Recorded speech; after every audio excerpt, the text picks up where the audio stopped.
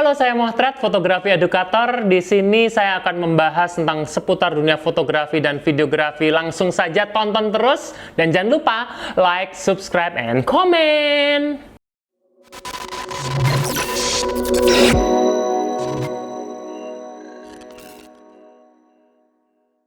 Mana pertanyaannya? Oke, ini Bapak Muhtred. Mantap sekali. Kayak apa sih kok bisa ada pemikiran ke sana gitu loh? Ya, jadi memang kalau kita bahas masalah prolog dari Studio 31 Surabaya, karena emang saya sudah biasa, dulu sempat di tahun 2012 saya dan beberapa partner saya ya yang baik-baik itu kita bikin studio adventure Surabaya di tahun 2012 dan ya kita mengalami banyak struggle, keseruan dalam membangun startup bisnis sebuah studio sewa, dan akhirnya di waktu itu langsung kita fast forward ke pandemi gitu kan. Terus pandemi semuanya serba stop semuanya, dan akhirnya di tahun 2021 sebenarnya masih pandemi sih, cuman pada waktu itu akhirnya berpikir gimana kalau bikin studio lagi, karena emang backgroundnya itu bisa dan mengertinya di sana. Akhirnya dibukalah Studio 31 dan ya konsepnya tetap sama, cuman bedanya adalah kalau di Studio 31 ini adalah studio yang memang studionya itu kosongan gitu. Jadi nggak ada tematik, nggak ada kayak misalnya kita mau foto nih, fotonya pakai konsep nuansa perpustakaan gitu. Ya kita harus nyiapin perpustakaan itu dari rak dan bukunya asli dari luar gitu kan, nggak yang ready gitu. Nah kalau misalnya terus habis itu kan ada pertanyaan nih, ayo aku mau konsepnya konsep kayak ruang tamu, gimana nih sofa dan lain sebagainya. Waduh, di Studio 31 sofanya cuma satu. Nah ini harus dekor ulang, dan kebanyakan ya akhirnya dari situ harusnya sih dari luar atau customer itu bawa peralatannya sendiri. Dan memang konsep Studio 31 ini yang dibikin beda adalah studio ini memang dirancang kosongan tapi dengan peralatan yang high end. Bisa ceritain gak sih kayak apa ya, mungkin ada strugglingnya, susahnya gimana ya. Atau ya mungkin ada pengalaman-pengalaman yang bisa dibagikan lah buat para ya. peserta ini gitu. Ya, jadi yang pasti pengennya semuanya kan bikin studio semurah mungkin gitu kan. Ya kalau semurah mungkin akhirnya pakai ilmu baca sana baca sini ya, buku arsitek sana buku arsitek. Kita ngomongin masalah sipil nih, pembangunannya. Namun kalau kita cuma baca teori aja sih ya cukup, tapi yang bisa bikin lebih kuat dan lebih baik lagi adalah ketika kita juga memiliki pengalaman sudah pernah nyobain studio-studio di tempat lain gitu. Nah pada dasarnya cut. Oke, tadi masih ada gangguan ya. Jadi kita sudah cut tadi ya. Jadi memang lanjutin lagi ya. Jadi cerita tentang Studio 31 tadi kan. Jadi kalau kita tadi ngomong apa ya? Arsitek ya. Jadi bangunan-bangunan. Nah, kalau bikin studio itu ternyata ada spek khusus gitu kan. Nah, spek khusus ini yang paling utama sebenarnya adalah high ceiling. Jadi kita kalau bisa bangunannya itu atau ruang studionya itu jangan pendek. Karena kan kita juga butuh headroom ya, dimana model atau produk itu butuh space yang tinggi karena di atasnya mungkin ada lighting. Nah lighting itu kan juga butuh space kira-kira 1 meter sampai dengan atas. Nah itu kan juga kita butuh space.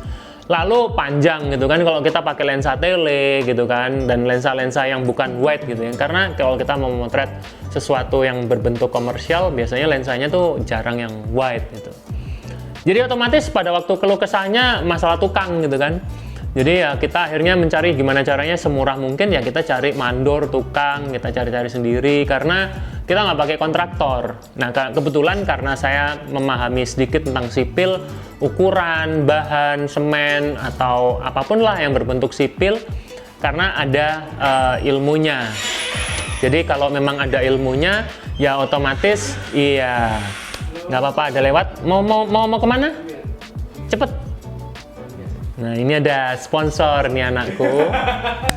Jadi kita akan bahas tentang bagaimana sipil itu kita pikirkan sendiri. Buat mungkin teman-teman yang lagi nonton, kalau mau bikin bangun studio, memang kalau kita membahasakannya itu bisa nggak sih bangun sendiri? Bisa, asal harus ngerti sipil. Tapi kalau nggak ngerti, saya sarankan sih pakai kontraktor sih ya, karena itu akan jauh lebih hemat, karena nggak yang nyoba-nyoba salah, gagal, ngulang lagi. Jadi kondisinya, keluh kesahnya karena kita mikirin sipil juga, jadi kita mikirin tukang, kita mikirin bayarannya tukang mingguan lah, ada yang harian, terus tiba-tiba nambah semen tambahan, terus tiba-tiba tambah batu kerikil lagi. Itu emang ya, kalau dibilang itu kesusahan, menurut saya sih saya nggak susah, karena saya enjoy dengan hal itu. Tapi kan setiap orang beda-beda. Itu sih kesusahan ketika bangun sih di masalah pertukangan itu sih. Ada nggak sih Mas Mo kayak apa suatu karya yang menurut Mas Mo itu luar biasa, entah itu dari seniman lain atau Mas Mo-nya sendiri nih pernah ngebuat sebuah karya yang luar biasa di sini, itu menurut Mas Mo apa karyanya nih?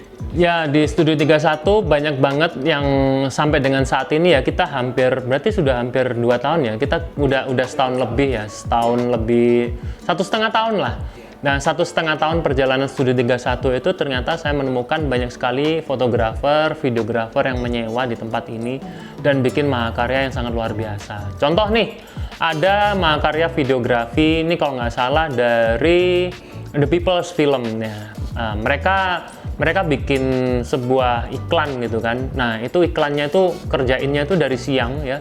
Saya kalau nggak salah ingat tuh jam 1 siang, tuh selesainya jam 12 malam, tuh hampir 12 jam. Dan itu non-stop gitu kan. Dan mereka bikin film, bikin iklan itu semuanya di Studio 31. Bayangin ya, ruangan ini tiba-tiba disulap jadi ruangan kamar belajar, tiba-tiba disulap jadi ruangan untuk berdiskusi, macam-macam. Dan itu menurut saya sih mahakarya banget. Dan untuk foto macam-macam ya, banyak sih ranahnya ke arah fashion sama produk sih. Ada beberapa fotografer fashion yang menyewa tempat kita itu bikin karya itu udah sampai top notch ya, maksudnya standarnya skala internasional dan hasilnya keren-keren. Dan kadang saya nggak kepikir gitu kan, wow, dengan peralatan yang kita sediakan dia bisa bikin karya yang sangat bagus sekali, dan itu luar biasa. Produk juga gitu kan, ada yang bikin iklan produk snack gitu kan. Dan itu waktu itu sempat sewanya itu dari jam 7 malam, selesainya itu jam 5 pagi kali ya. Nah, itu kan juga cukup luar biasa, bukan masalah 10 jamnya, tapi ini kerjanya dari malam gitu kan. Nah, ini yang membuat Studio 31 ini menjadi salah satu studio yang bisa mengakomodir, bisa mensupport para orang-orang insan industri kreatif, di mana mereka bikin karya jadi luar biasa dan keren-keren. Ya, dan satu lagi buat teman-teman yang lagi nonton video ini, Studio 31 ini tidak sedang berkompetisi sebenarnya. Karena kan sebenarnya banyak nih studio-studio sewa yang lainnya.